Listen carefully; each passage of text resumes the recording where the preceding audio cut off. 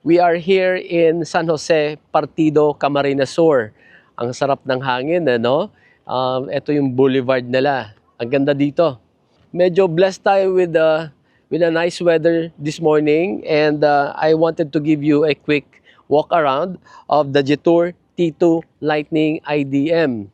I think the Jetour T2's design is very versatile, you know. Kapag ka malinis siya, it really looks clean and polished. It looks sleek and refined, perfectly at home in the city and matching a prim, proper executive office look. But let it get dirty and mud splattered and it transforms just as naturally, rugged, purposeful, and every bit like a capable off-roader.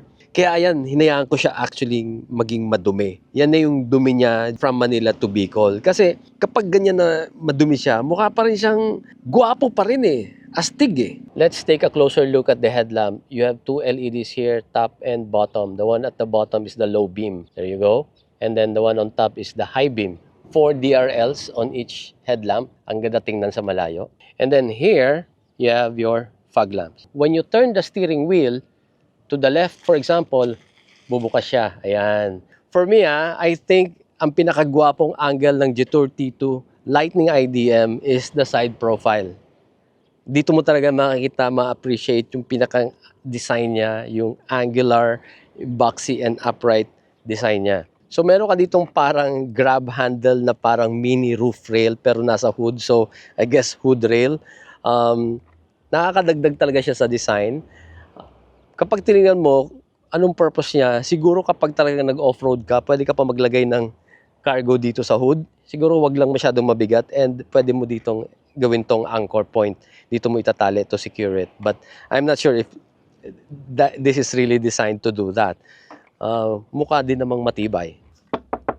Mukhang plastic, but the way it's built, constructed, and attached to the car, solid. You have this enough space here para madali mag-attach ng mga tali or strap to secure your cargo. Rim 20 tires, gusto ko yung design, guwapo, may accent na, what color is this, Madam Peyan? Neon green? Neon green, may ganyang accent siya. I like it. And then with 255 55 series tires, it's GT Control P10. Disc brakes, front and rear. I would say this is my second favorite part of the car. Ang guwapo. One thing for sure that we like here is that meron siyang spare tire. Kasi 'di ba, yung mga bagong cars ngayon, wala na mga spare tire. Alright? So, on top here, you would see meron tayong shark fin antenna, third brake lamp, and then you have your reverse camera here, and also part of the 360 camera system. Dito, meron tong parang latch dito. You can open this so that you can access the nuts for the spare tire. Matatanggal mo tong cover na to. And then you have this electronic door handle. Hindi to na pull. You just need to press it like that. And then, ayan. If you push this softly, ayan. Magko-close siya on its own automatically. And then you have your tail lamps here with vertical LED lamps. Alright? And then meron kang reflector dito. And you have 1, 2, 3, 4 sensors. And fog lamps here.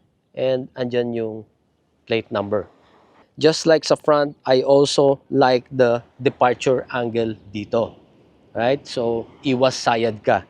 So, obviously, the door opens sideways, no? Sometimes may disadvantage yung ganyan kasi it occupies space compared to when, you know, karamihan ngayon, di ba, nag-open na siya pataas. Mas free to move, less space. But then, ang ayaw mo naman sa ganon, walang spare tire. Kasi with this kind of design, ang beauty niya is kaya mo maglagay ng ganito. So medyo torn ka between do you want that more convenient na nag-open sa taas or itong sideways pero meron kang spare tire. I guess mas maganda pa rin may spare tire. You know, like us na nagka-camping, I like this. Ayan, may mga nakatagong cup holders dito.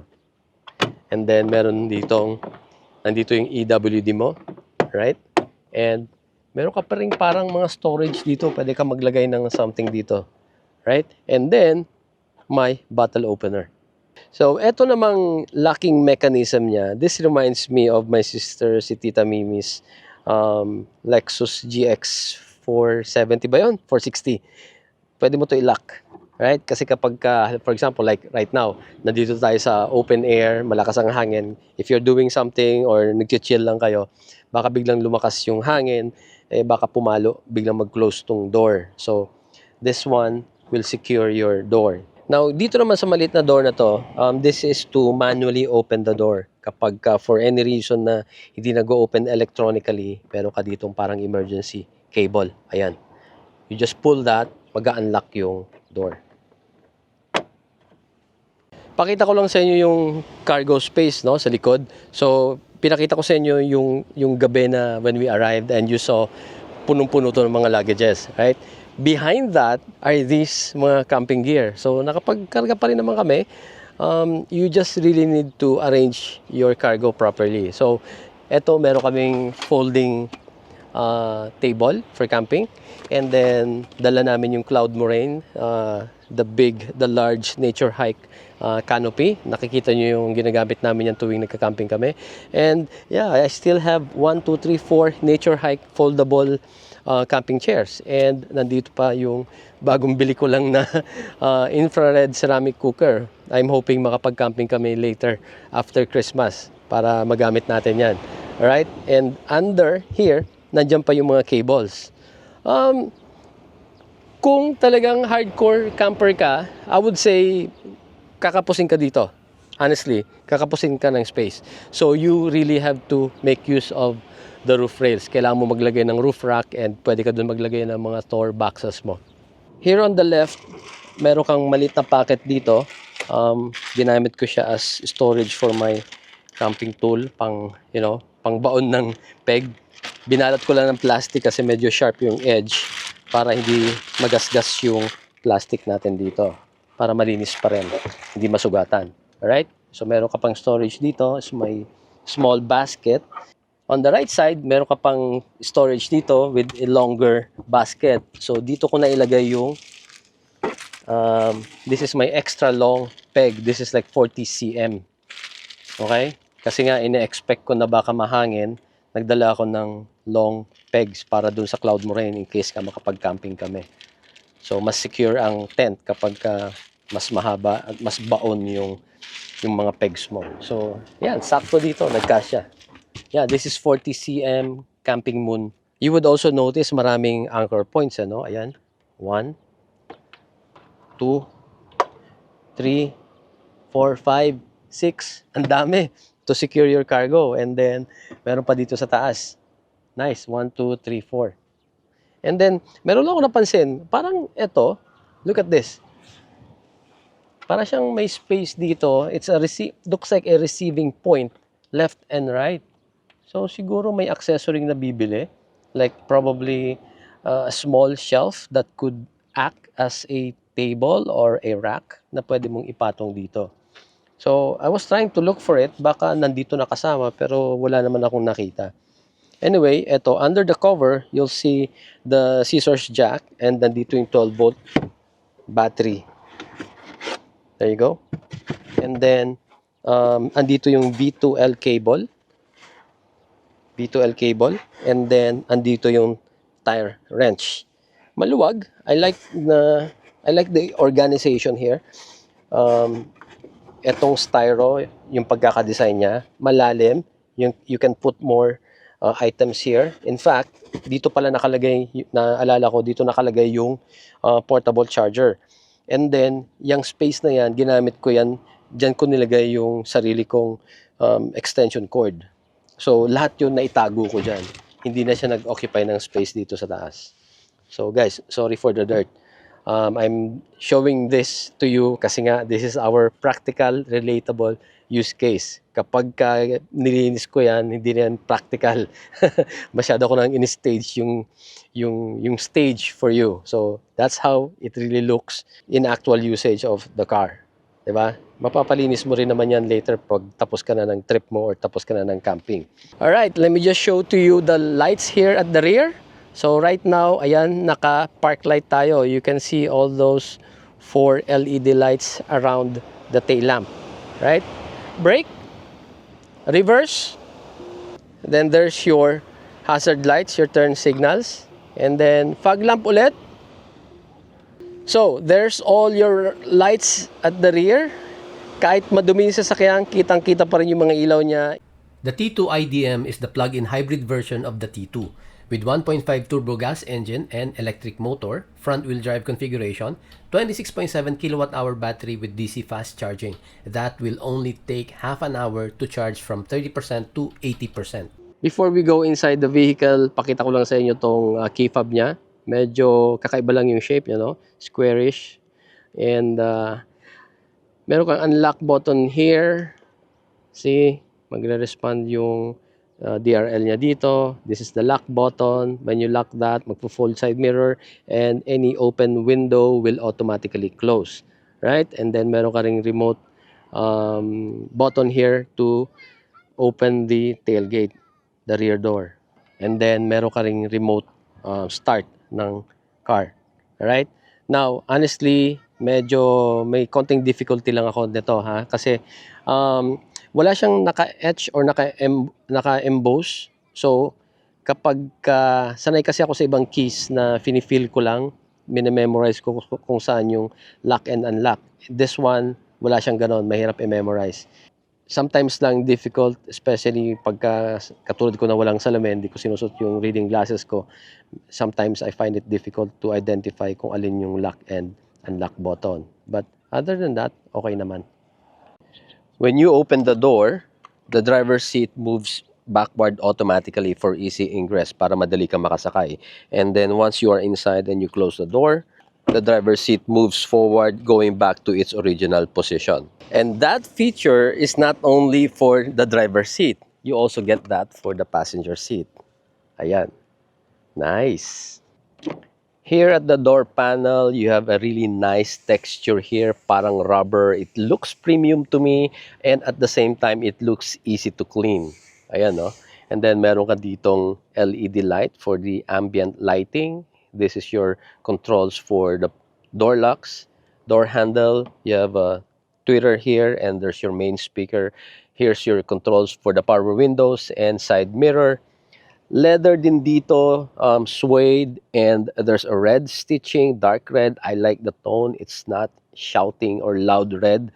And here also suede na leather, pero para siyang perforated and meron siyang parang design. Alright? Also leather here, and you have good storage space down here. This is plastic, this is plastic.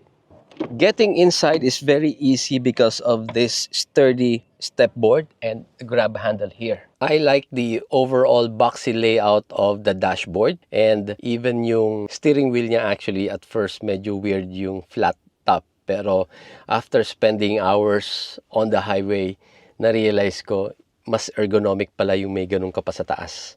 You know, mas comfortable sa kamay holding that at high speed and for longer hours. Typically, the entire thing here, itong stick, itong stock na to, you can turn this forward or backward, diba? Sa kanya, hindi. Meron siyang mga rollers dito inside. I like the overall layout. It's clean, it's neat. Tama lang yung mga colors. There's not too much bright, mga highlights and all that. Yeah, it's very clean. Here at the main screen, also the same, very nice and clean. Select seat. There you go. And then, kita mo dyan, they call it posture 1, 2, and 3. For the driver and for the passenger. Nice! Pati passenger, merong memory seats. Another thing that I like about the big screen here, the infotainment, is that, ayan, meron siyang altitude. So sometimes, I want to know that information kung nasaan man kami. And then, yung compass, very cool. Oh, ayan, it's telling me that I am facing 26 degrees north. And then, meron pang front wheel angle. At ang talagang na-amaze ako is the wading radar. 'Di ba? Look at this. Oh, meron siyang meter, meron siyang sensor. Kasi typically, sinasabi lang natin, this vehicle has wading depth capacity of mga 800 millimeter. Pero how do you really know? So, kailangan bang bababa ka sa kotse mo, you have to measure it. With the Jetour T2, andito, ayan, may meter dito, sasabihin niya sa'yo. Papakita niya sa'yo yung level ng water as you go into the water. 'Di ba? So, hindi ka magtatansya-tansya. Nice. So the battery can be submerged as deep as 1 meter for as long as 48 hours. All right? So let me just clarify. Sinasabi ni Jetour Philippines, that is very specific to the battery. Okay? Hindi kasama diyan yung ibang components under the car.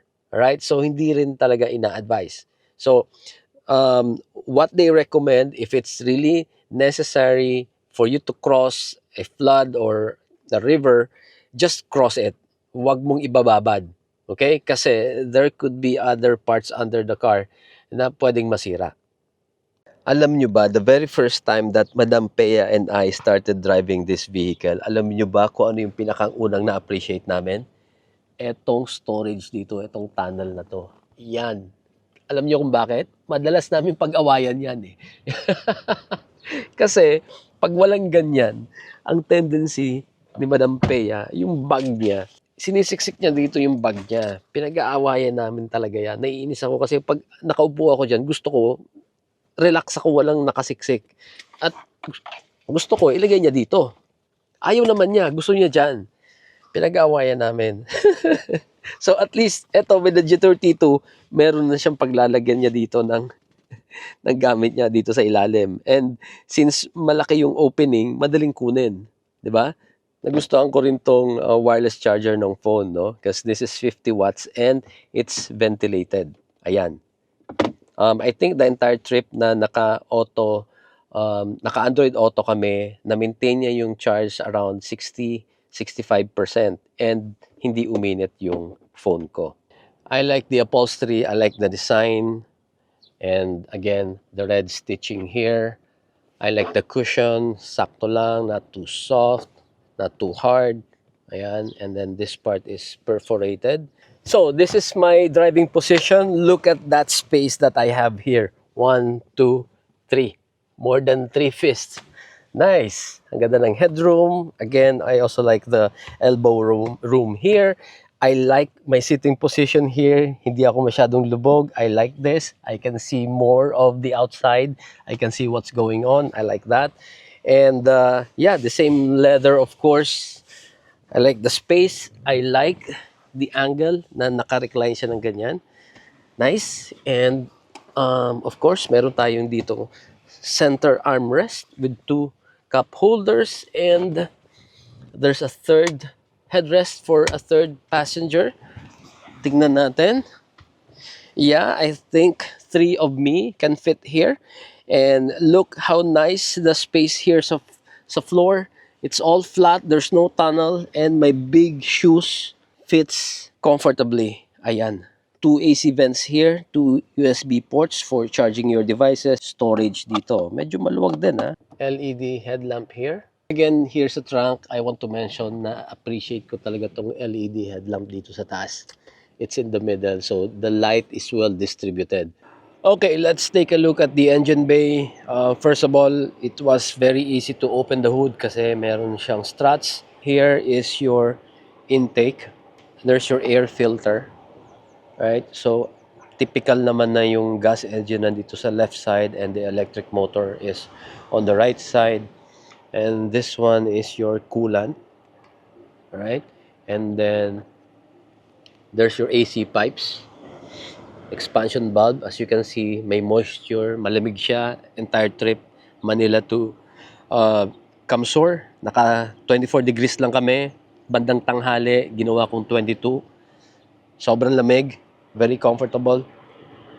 And what else do we have here? Meron kang electronic fan dito. Ayan. And there's your horn, which by the way, I really appreciate kasi malakas. I like it. Panggulat ng mga kamote. And then, andito yung brake fluid, ABS module, fuse box, mga electronic control modules, and some other components of the motor and whatever else that manages the motor and the battery. Ayun, this one looks like the main ECU.